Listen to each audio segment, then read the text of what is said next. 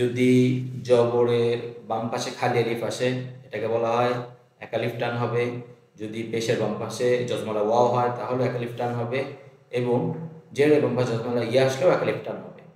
তবে এটা হচ্ছে বিস্তারিত রূপ, আর এটা সংক্ষিপ্ত রূপ আছে। এটা সংক্ষিপ্ত রূপ হচ্ছে খারা জবর খারাজের উল্টা পেশ। খারা জবরটা হচ্ছে জবরের বাম পাশে খালি আলিফের সংক্ষিপ্ত রূপ। জেরের বাম পাশে জজমালা ইয়া হচ্ছে খারাজের বিস্তারিত রূপ, এবং পেশের বাম পাশে জজমালা ওয়াওটা হচ্ছে উল্টা পেশের বিস্তারিত রূপ। এবং আমরা যদি দেখাই এখানে